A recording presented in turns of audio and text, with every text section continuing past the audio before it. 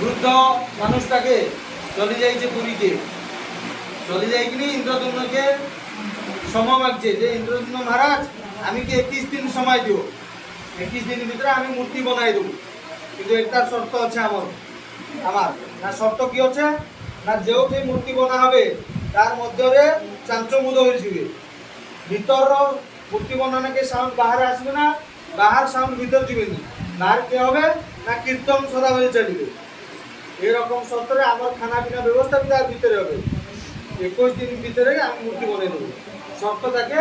ইন্দ্রদ্যুম্ন মহারাজ রাজি হয়েছে, রাজি হয়ে কি মূর্তি কাম আরম্ভ হয়েছে। ইন্দ্রদ্যুম্নকে পত্নী হচ্ছে গুন্ডিচা, গুন্ডিচা আছে ইন্দ্রদ্যুম্নের পত্নী, লেডিস মানুষ না মাইকনা মানুষ কি সন্দেহ হচ্ছে তার মনে কি না মূর্তি বনা হয়েছে কি বনা হয়নি, সেরকম সে প্রত্যেক দিন যায় কানায় যে মূর্তি বনা চালছে না চালনি, ঠক ঠক শব্দ শুবে, 14 দিন পর্যন্ত ঠক ঠক শব্দ শুবে, যা 15 দিন থেকে ঠক ঠক শব্দ শুবে না, 15 দিন থেকে ঠক ঠক শব্দ শুবে না, সে ভাবনা করছে বোধে যে মানুষটা যাই মূর্তি বানাইছে সে ওদের ভিতরে মর যাইছে, মৃত্যু হয়ে যাইছে, তার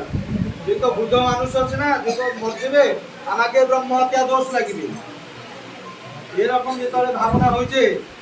সে কবাট খুল দিয়েছে, খোলিবার জন্য অর্ধনির্মিত অবস্থাকে জগন্নাথ বলদেব সুভদ্রা, নীল হইল জগন্নাথ, মা হইল সুভদ্রা, ধব হইল বলদেব, নীল মাধব, এখান থেকে যাইকি পুরীটাকে 3 ঠাকুর বনা হয়েছে। পুরীরে যে রকম 4 দরওয়াজা, নীল মাধবের সে রকম 4 দরওয়াজা, পুরীরে যে রকম তার যে পরিবার বর্গ আছে লক্ষ্মী মাতা, বিমলা মাতা, সরস্বতী মাতা, সাক্ষী গোপাল, হনুমানজি, এখানে भी সে রকম পরিবার বর্গ, কিন্তু জগন্নাথ পুরী নীল মাধব কন্ট্রি জোড়া কৌছে সমান পীঠ,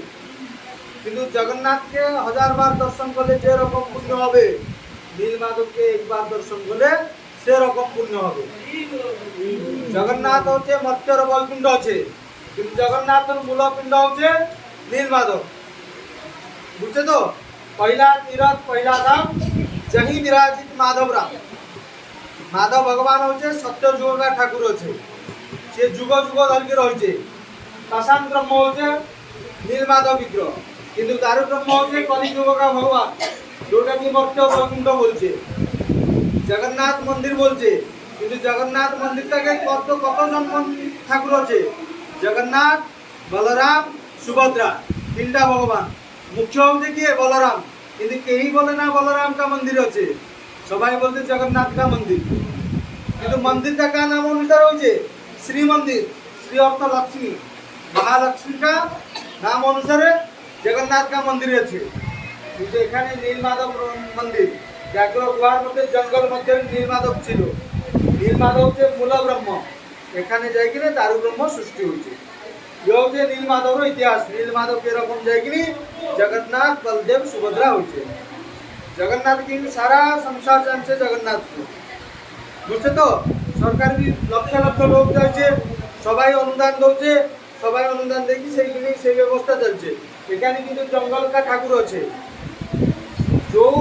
आजकल का जुग হচ্ছে সোশ্যাল মিডিয়া যুগ, সোশ্যাল মিডিয়ারে তুমি নীল মাধব দর্শন করতে দিবে, ফেসবুক খোল দেবে তো নীল মাধব দর্শন হইবে, কিন্তু কত লোক এখানে চলে আসছে যার হৃদয় থাকে নীল মাধব যাই কিন্তু পৌঁছবে, সে